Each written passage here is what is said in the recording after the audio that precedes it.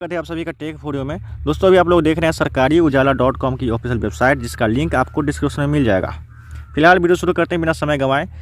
दोस्तों मुजफ्फरपुर एआरओ के अंदर जो 8 डिस्ट्रिक्ट है, 8 ज़िला है, उसकी इंडियन आर्मी रैली भर्ती की ऑनलाइन एप्लीकेशन जो है वो स्टार्ट हो चुकी है। और जिसकी जानकारी, जिसकी फुल डिटेल्स के साथ, फुल ऑफिशियल नोटिफिकेशन के साथ मैं इस जानकारी को इस वीडियो में देने जा रहा हूँ। पूरा स्टेप बाय स्टेप समझिएगा।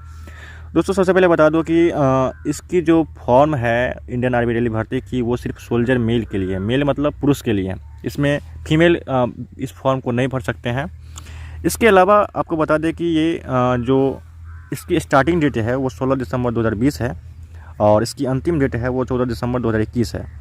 तो ध्यान रखिएगा, आपको लास्ट डेट से पहले फॉर्म भरना है, क्योंकि लास्ट डेट का इंतजार नहीं करना है, क्योंकि लास्ट डेट का इंतजार करते करते आपका सर्वर डाउन हो जाता है और आप फॉर्म नहीं भर पाते हैं और बाद में परेशानी होती है। एडमिट कार्ड की बात करते हैं तो एडमिट कार्ड संभावित तिथि है फरवरी 2021 में और रैली का डेट तो टेंटेटिव दिया हुआ है। फिलहाल नोटिफिकेशन जारी नहीं किया गया है, क्योंकि कोविड-19 को लेकर इस वजह से ये चीज़ अभी क्लियर नहीं किया गया है। फिर भी टेंटेटिव जो है वन संभावित है वो फरवरी 21 में है। एप्लीकेशन फीस आपसे कोई नहीं लिया जाता है, इंडियन आर्मी हो या फिर इंडियन आर्मी की रैली भर्ती हो, जल सेना या थल सेना, कोई भी हो, उसमें आपको एप्लीकेशन फीस 1 भी रुपया नहीं देना पड़ता है, 0 रुपया देना पड़ता है। ठीक है, 0 होता है मतलब। इसके अलावा आपको बता दें कि यहाँ पे हम रैली वेन्यू की बात करते हैं। रैली वेन्यू का मतलब रैली कहाँ होगा।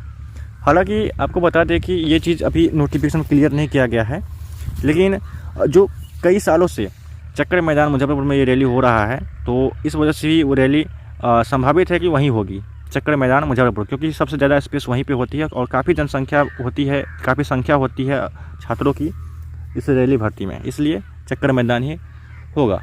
अब चलिए बताते हैं कि आपकी एज कितनी होनी चाहिए। एज के बारे में बात कर लेते हैं। तो जो जीडी के लिए फॉर्म भर रहे हैं उसकी जन्म तिथि है, यानी कि डीओबी है, वो 1 अक्टूबर 1999 से लेके 1 अप्रैल 2003 के बीच होना चाहिए। वो लोग एलिजिबल है इस फॉर्म को भरने के लिए। अगर आपकी 2003 के बाद जन्म तिथि हुई है या फिर 1 अक्टूबर 1999 से अधिक मतलब पहले जन्म आपकी हो चुकी है, तो आप इस फॉर्म को नहीं भर पाएंगे। इसके अलावा जो बाकी सारी जो फॉर्म है, जैसे कि क्लर्क या फिर टेक्निकल, उस सभी के लिए जो एज है वो 1 अक्टूबर 1997 से लेकर 1 अप्रैल 2003 तक इसकी एज लिमिट है। एज की छूट की बात कर लेते हैं। तो एज की छूट इंडियन आर्मी में नहीं होती है, कोई भी एज का छूट आपको नहीं मिलेगा। पोस्ट डिटेल्स यहाँ पे क्लियर नहीं किया गया है, यानी कि अभी जो इंडियन आर्मी की जो रैली होती है उसमें पोस्ट का कितने पोस्ट होते हैं, कितने सीटें होते हैं, वो क्लियर नहीं किया जाता है। अब चलिए नीचे चलते हैं। यहाँ पे आपको बता दें कौन कौन से पदों के लिए वैकेंसी होती है। तो यहाँ पे जीडी के लिए, टेक्निकल के लिए, टेक्निकल में 2 चीज़ होता है, एक एवीएन और एक सीधे टेक्निकल एग्जामिनर होता है। इसके अलावा नर्सिंग की वैकेंसी होती है, क्लर्क की वैकेंसी होती है, स्टोर कीपर की वैकेंसी होती है।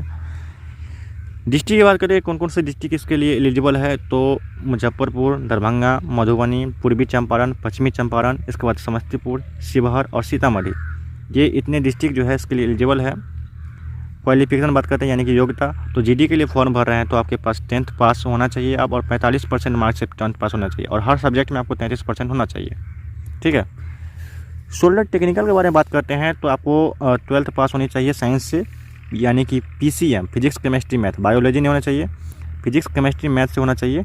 ठीक है, 50% मार्क्स से, और सभी पर सब्जेक्ट में आपको 40% होना बहुत ज़रूरी है। या फिर अगर आप ये चीज़ आपके पास 12th सब्जेक्ट का जो डिग्री नहीं है, तो अगर आप 3 साल वाला इंजीनियरिंग डिप्लोमा किए हैं उससे भी भर सकते हैं। अब चलते हैं सोलर नर्सिंग के लिए। तो नर्सिंग के लिए 12th पास होना चाहिए, पीसीबी यानी कि फिजिक्स केमिस्ट्री बायोलॉजी, इसमें बायोलॉजी की जरूरत पड़ जाएगी आपको 12th पास में। ध्यान रखिएगा 50% मार्क्स होना चाहिए पूरा फुल ये सर्टिफिकेट में, मानी मार्कशीट में, और 40% हर सब्जेक्ट में होना चाहिए। यदि आप बीएससी किए हैं तो आपको कोई मार्क्स की ज़रूरत नहीं पड़ेगी। अब चलिए चलते हैं सोल्डर क्लर्क में। तो सोल्डर क्लर्क में आपको 12 पास होना चाहिए, यानी कि 12th पास होना चाहिए 60% मार्क्स से, और 50% मार्क्स हर सब्जेक्ट में होना चाहिए। ठीक है। अब चलते हैं सोल्डर स्टोर कीपर के पास। स्टोर कीपर में आपको 12th पास होनी चाहिए और 50-60% मार्क्स से पास होनी चाहिए, और 50% जो है हर सब्जेक्ट में होना चाहिए। ट्रेडमैन के लिए 8वीं पास की जरूरी है, यहाँ पे इससे ज़्यादा आपको ज़रूरत नहीं होती है। अगर आप 10th पास भी है तो भर सकते हैं फॉर्म, कोई दिक्कत नहीं है।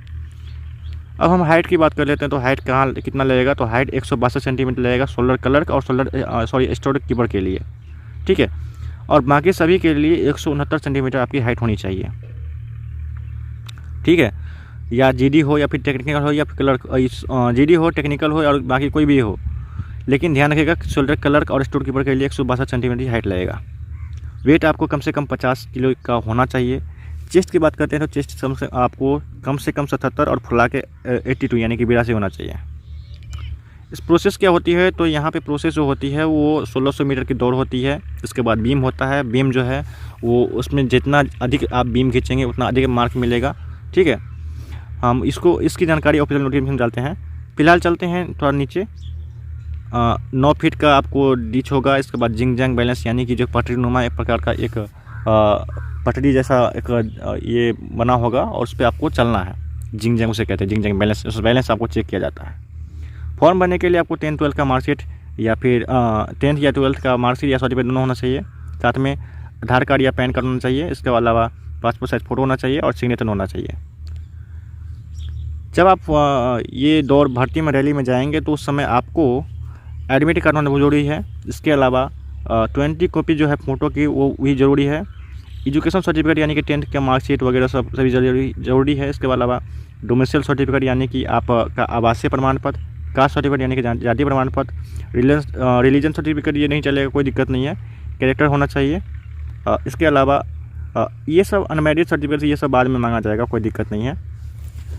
अब यहाँ पे प्रोसेस क्या है इसका, फॉर्म भरने के बाद क्या क्या प्रोसेस होगी, तो सबसे पहले आपको फिजिकल होती है।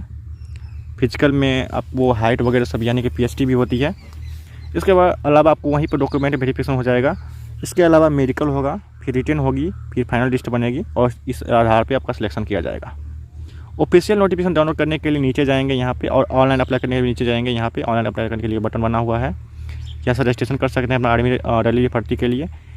नोटिफिकेशन डाउनलोड करने के लिए यहाँ पे क्लिक करना होगा। यहाँ पे GD, कलर, टेक्निकल और ट्रेडमैन सभी के लिए नोटिफिकेशन है, इस पर क्लिक करना है।